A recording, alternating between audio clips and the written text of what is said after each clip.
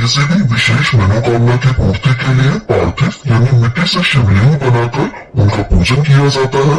और पिछले सावन की शिवरात्रि पर जिसने भी पार्थिव शिवलिंग का ऑनलाइन अभिषेक किया उनको बहुत ही अच्छे फल प्राप्त हुए हैं। तो इस बार आप भी 23 जुलाई सावन शिवरात्रि की शाम को 7 बजे से पूज्य गुरुदेव जी द्वारा बताई गई विधि से पार्थिव शिवलिंग का निर्माण, अभिषेक, पूजन और पूजन के बाद विसर्जन जरूर करें ताकि आपकी भी सभी मनोकामनाएं बाबा पूर्ण करें। तो पार्थिव शिवलिंग के अभिषेक के लिए हमें क्या क्या सामग्री चाहिए वो सभी सामग्री मैंने इस वीडियो में दिखाई है। तो आप एक लिस्ट तैयार कर लीजिए और अभिषेक से पहले सारी सामग्री अपने पास रखकर बैठिए, क्योंकि एक बार जब आप अभिषेक के लिए बैठते हैं तो बार बार उठना नहीं चाहिए। तो चलिए सामग्री कौन कौन सी चाहिए और कितनी कितनी चाहिए वो सभी सामग्री मैं आपको दिखा देती हूँ। तो सबसे पहले हम एक थाली लेंगे और पीतल या तांबा किसी भी शुभ धातु की हम एक थाली लेंगे और थाली देखिए आप थोड़ी गहरी लीजिए जिससे जब हम अभिषेक करें तो अभिषेक की जो सामग्री है वो बाहर न गिरे।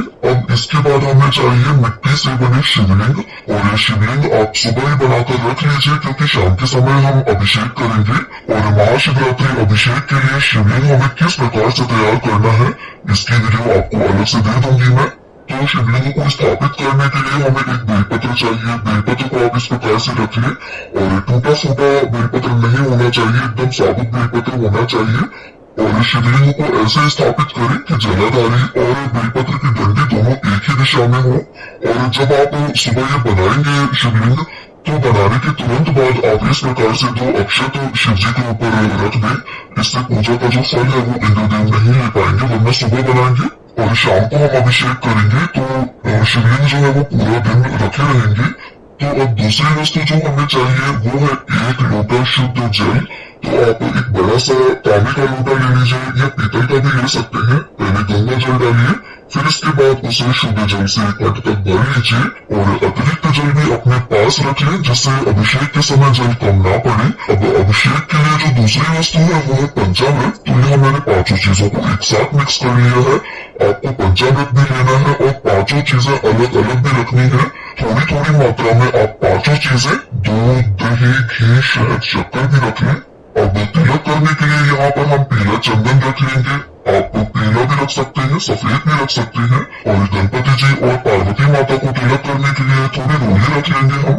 अब इसके बाद जो वस्तु है वो है 108 चावल के दाने। और चावल के दाने आपको संपूर्ण अक्खा चावल लेना है, कहीं से भी खंडित टूटा फूटा चावल नहीं लेना है। 108 दाने आप गिनकर अलग रख लें और थोड़े से चावल अलग ले लें, चढ़ाने में काम आएंगे। अब चाहिए हमें 21 दाने गेहूं के। तो ये भी आप गिनकर रख लें, कहीं से भी टूटे फूटे गेहूं नहीं होने चाहिए, एकदम साबुत संपूर्ण अनाज आपको लेना है। अब हमें चाहिए 21 दाने काली मिर्च के और इसके साथ ही 5 हरी इलायची, 5 लौंग। ये दोनों 5-5 की संख्या में ही वस्तुएं हमें चाहिए और लौंग साबुत होनी चाहिए, फूल होना चाहिए लौंग में। तो जैसा कि मैंने बताया सभी वस्तुएं एकदम देख कर चुन कर आप पहले ही रख लीजिए। अब हमें लेने हैं 5 कमल गट्टे। तो ये कमल गट्टे आपको पूजा पाठ की शॉप पर आसानी से मिल जाएंगे और ना मिले तो इनकी जगह पर आप 5 कमल के पुष्प भी ले सकते हैं। अब इसके बाद जो अगली सामग्री है वो है अबीर। तो इस प्रकार से ग्लिटर जैसा होता है, पूजा पाठ की शॉप पर ही आपको मिलेगा ये। अब इसके बाद अगली सामग्री है गुलाल। तो किसी भी रंग का गुलाल ले सकते हैं आप। यहाँ पर मैंने गुलाबी रंग का गुलाल लिया है। अब इसके बाद हमें चाहिए 1 चुटकी काले तिल।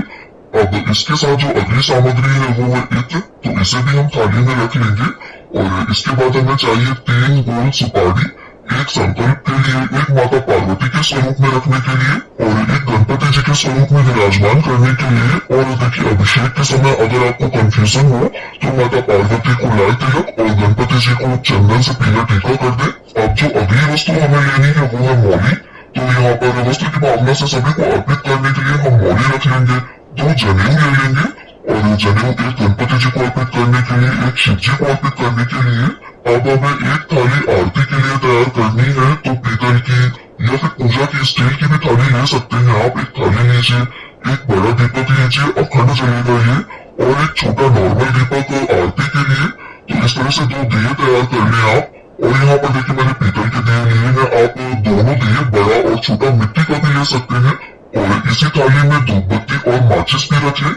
अब देखिए माता पार्वती को अर्पित करने के लिए यहाँ कुछ सुहाग की सामग्री मैंने ली है, जिसमें चुनरी, मेहंदी, बिंदी का पत्ता और सिंदूर लिया है।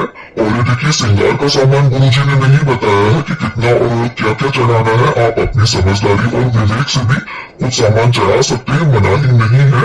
और दक्षिणा में अर्पित करने के लिए कुछ सिक्के रख लें आप। अब इसके बाद हमें चाहिए 7 बेलपत्र। तो बेलपत्र पहले धुल लें आप और साफ सुथरे छाट कर रख लें। बेलपत्र कहीं से भी टूटा फूटा या खंडित बेलपत्र नहीं होना चाहिए। और सावन का महीना है और वैसे भी शिवरात्रि के दिन आपको आसानी से शिवालय के बाहर जो माली बैठे होते हैं उनके पास से ये बेलपत्र मिल जाएंगे, तो सुबह ही मंगाकर इन्हें आप रख लें। अब जो अगली सामग्री है वो है 7 समी पत्र। तो गुरुदेव ने 7 समी पत्र बताए हैं और समी पत्र ना हो तो इनकी जगह पर आप 7 अक्षत भी अर्पित कर सकते हैं। अब जो अगली सामग्री हमें लेनी है वो है 7 लाल रंग के गुलाब।